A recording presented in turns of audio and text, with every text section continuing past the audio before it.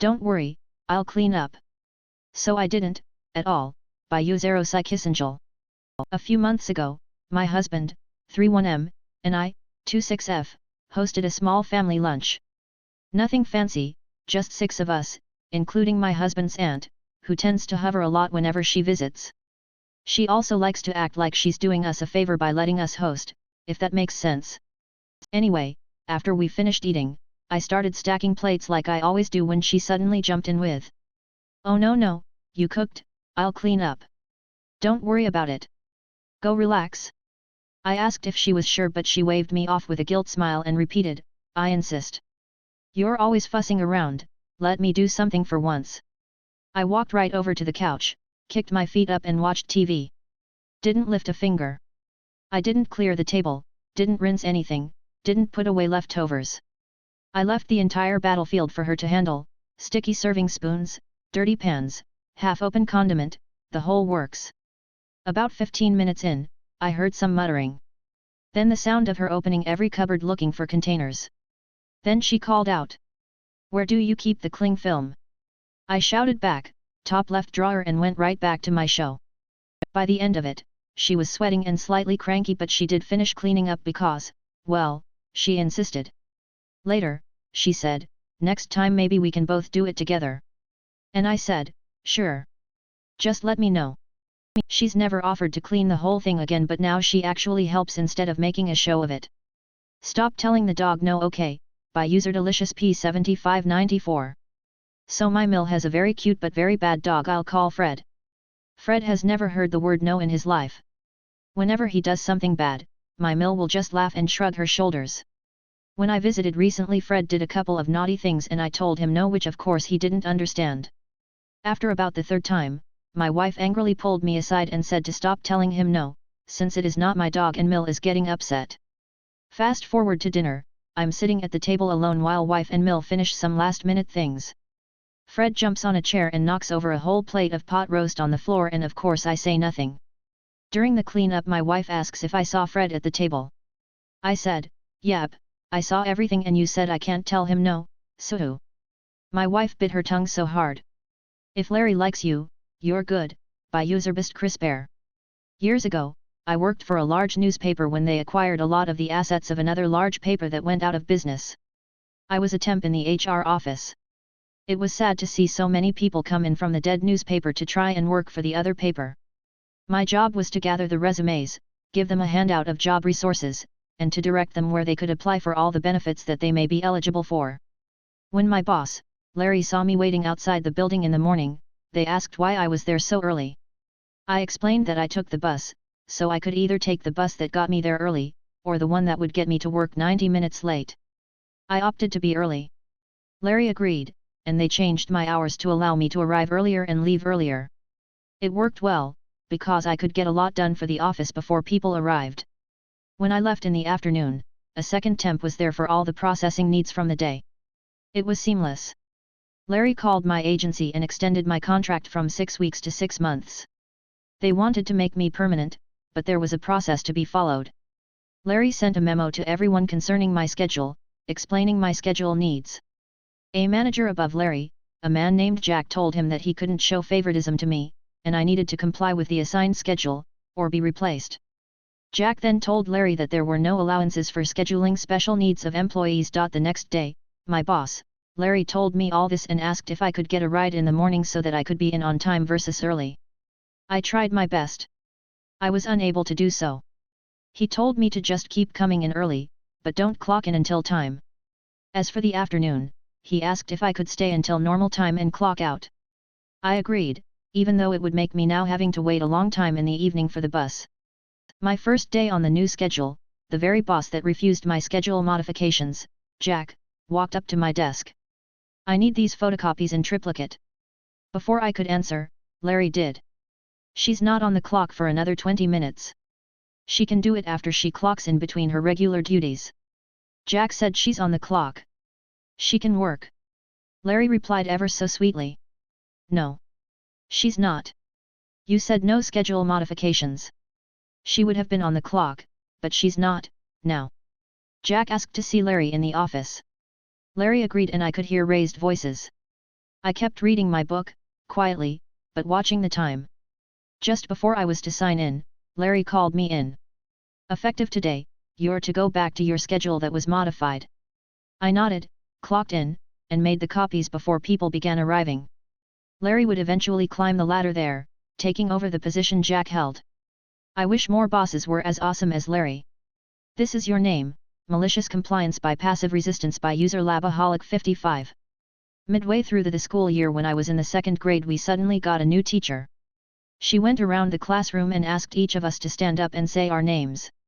Now my name is Frederick because my maternal grandmother was named Frida and she passed away a few days after my birth. But neither of my parents wanted to call me Fred, so my nickname became Rick. So when asked I stood up and said my name is Rick. We do not use nicknames in my class. Your name is Richard. When I attempted to use my correct name I was shut down and told there was no exceptions and I was to use the name Richard. To this day I have no idea why she didn't look at any paperwork to see my name, but I simply obeyed her demand and answered to Richard. A couple of weeks later came PTA night and my parents went to meet with her. I was told things went wrong the moment she said she was happy to meet Richard's parents. My mom was a very formidable woman who didn't suffer fools gladly. My father was a delegate in the teachers' union, so he had some pull of his own.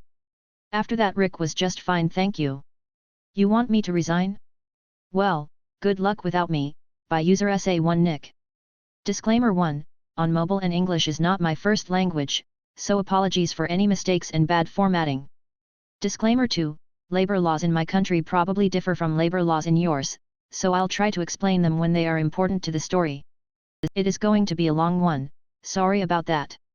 For the last 10 years I've been working from home as automation engineer for a relatively small company what produced custom-built industrial gas treatment units, industrial chillers, compressor stations, that sort of thing. My job was to write algorithms for PLCs, design HMI, and setting up data transfer for customers' SCADA systems. Basically I was the person who told machines what to do. I was getting significant below market pay for such position, but with only 4 to 5 projects per year and each taking me 2 to 3 weeks to complete, I wasn't arguing, since I was getting paid for mostly doing nothing and I was fortunate enough to have considerable passive income thanks to lucky investments of my inheritance. Everything was great until couple years ago, when owner decided to retire and sold the company. So here comes new management with new policies. In my country every worker entitled to at least 4 weeks of paid vacation time per year. All unspent vacation is rolled other to the next year, but you have to take at least 2 uninterrupted weeks per year, so if you only take your mandatory vacation, you accumulate 14 additional days per year. Given how much free time I actually had, I rarely used more than mandatory 2 weeks per year, always making sure what there be no commissioning or maintenance planned during my vacation. During these events I would remotely access maintenance engineer's laptop to make necessary adjustments to the algorithms, so everything works perfectly in real working conditions. But one of the first policies new management implemented was schedule-based vacations. So now I had to decide when I take my 2 weeks at the start of the year. I chose first weeks of April. In early March I get a call from manager of the development team who asks me to come on a quick 3-day work trip to help maintenance engineer switch PLC and upload new project. Apparently thanks to new maintenance team manager a lot of maintenance engineers quit and they are short-staffed and the only one they can send ATM is bad with computer. Where isn't much for me to do, since we had identical station going through the same PLC switch month prior, so I'll just fly there, chill, until electrical panel is rewired, new PLC is installed. When I just upload new project to PLC and fly home, I thought for myself and agreed to go. Apparently maintenance engineer not only bad with computers, but also knows nothing about electrical work, so I had to do everything myself, which I am not actually qualified to do, but at this point I don't want to disappoint client, who turned out to be a bunch of really nice people, so after a week and with only 3 burnt down fuses I finished. After returning home I inform my manager what I am not going to any more business trips since I don't get paid enough to also do maintenance engineer's work. First say of my vacation comes and I get another call. Despite my poor judgment I decided to answer. Hey, we need you to go on another business trip starting next Monday, it will just take a week, for this project. I'm not familiar with that project, it was done while I was on paternity leave. In my country either parent can take paternity/maternity leave up to 3 years and after first 6 months my wife asked me to switch. Yeah, we had to contract a specialist to do that project while you are on leave, I'll send it to you along with documentation right away. Disconnects. I check received project and it is huge, 7 PLCs, 6 HMI panels, everything has to work as a single system, and project is a total mess, nothing would work, you just has to do everything from scratch, will probably take me close to a month to finish. And that is with doing everything from comfort of my own home where I am more productive. So I call back. Yeah, I looked at this project and that's a mess, it's not in the working condition and no way to finish it in a week. I'll do what I can do, but as I said last time, I'm doing it remotely, as always, I won't go on another business trip, especially now, I have too many things planned for the next few weeks, I can't go. But reception on site is terrible, you won't be able to access it remotely. And we already missed all deadlines on this project, client is pissed and we are looking at huge fines. CEO is breathing down my neck, we need it fixed yesterday. Then I'll email maintenance engineer project with changes each evening once he is in hotel with decent reception and he can email me list of things what need fixing, it's not the first time we done it that way. Okay, I hear you, I'll have to speak with CEO about.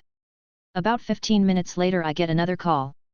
CEO said what if you don't want to go, you should just write a resignation letter. I am the only employee who knows how to do my job, but yeah, sure, I'll send my resignation letter right away. I was thinking about not doing it so they had to terminate me and pay me termination compensation, but when I decided to be petty in a different way, in my country you had to give at least 2 weeks notice, unless both parties agree to shorter notice. So I write my letter and set my resignation day as 14th of April, which is 2 weeks. Shortly after it gets approved. Did is done. And I get another call a bit later. I won't be able to do any work on that project before I leave. What? Why? You still have 2 weeks and we really need it done. Well, you see, I am on vacation right now, last day of my vacation will be April 13th and I am resigning on 14th. Fallout, I recently got a message from ex-colleague I have friendly relationship with, apparently they are in deep sh*t right now, deadlines were missed, fines rolled in and companies' accounts have been frozen. They even were unable to pay salaries for the last 2 months. They are probably toast and if things go that way they'll have to file bankruptcy. Don't worry, people will get paid in the end. In my country salary debts have the highest priority when bankrupt business sell their assets. Downside? I still haven't received my compensation for my 120 saved vacation days.